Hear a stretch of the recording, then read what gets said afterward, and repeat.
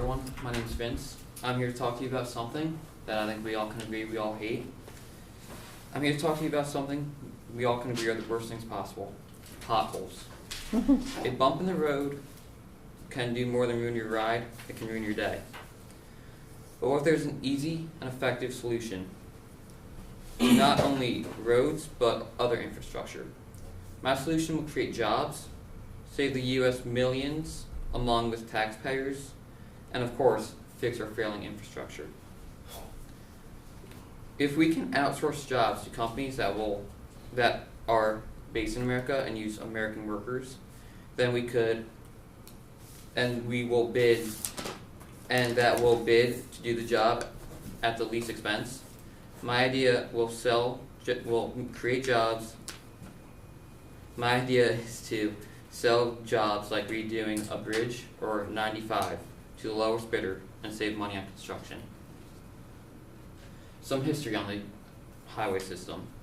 The United States is one of the first countries to have a major highway system, which was made for defense. 99% of the designated 800 miles of roads by Dwight D. Eisenhower for the national system of interstate and defense highways. But however, highways have not improved since then. We pour concrete and cement to fix potholes, but yet nothing else. The United States failing infrastructure. All across the country are roads, highways, bridges, and tunnels. America's infrastructure is desperately in need of investments.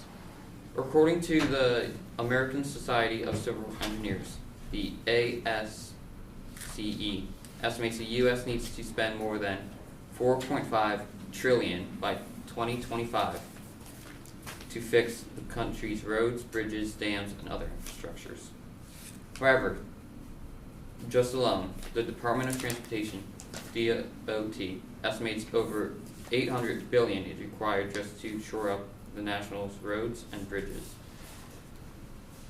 But what do these numbers mean? Well, taxpayers are the ones who fix local roads, and the federal government are the ones who pays for highways, turnpikes, and other interstates.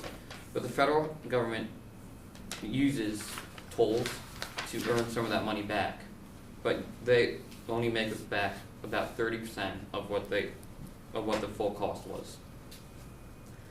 This slide. This is what the ASCE gave the U.S. for grades for infrastructure.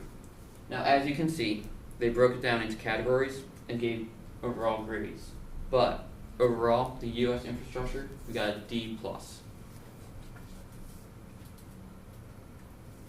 Some of you might ask why the U.S. government would give up construction. Well, my idea is more of a mail system. If you think about the U.S. mail system, we have options: FedEx, UPS, and of course, the U.S. Postal Service.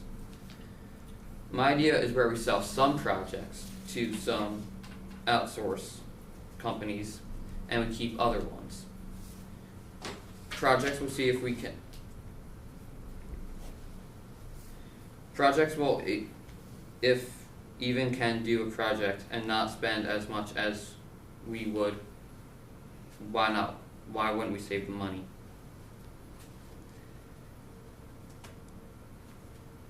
If the U.S. government can save money on domestic or in any other way possible, it will help to decrease the trillions of dollars we are in debt.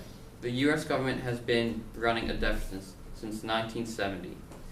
The debt in the U.S. is a real issue for me because our generation is the one who will have to pay it off. My solution will create jobs. If a company is based in the U.S. and uses American workers and other type of jobs, it will create jobs and also a great economy.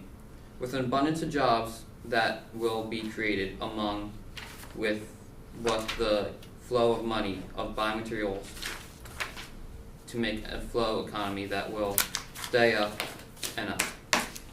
With an economy that surges with jobs, the U.S. can be able to have the surplus and which could use to be helped with public schools and homelessness. The dangers of faulty infrastructure is often our infrastructure's most extreme failures, like the Minneapolis bridge collapse or the Amtrak crash outside of Philadelphia, that tend to put our infrastructure in the news. However, all across the country, minor but dangerous incidents, our aging, negligent water infrastructure can also put people at risk, often buried and unnoticed until problems arrive. Several water infrastructures concerned are mourning nationally, including the cleanliness and health of our country's lakes, rivers, and streams. Perhaps most significantly, the lack of safe drinking water is one of the biggest facing many individuals today, where places like Flint are just the tip of the iceberg and significantly national challenge. Recent study shows that the number of annual health-based violations to the Safe Drinking Water Act rose by 47.8% from 1982 to 2015. So, in conclusion, I hope my idea interests you and at least made you aware.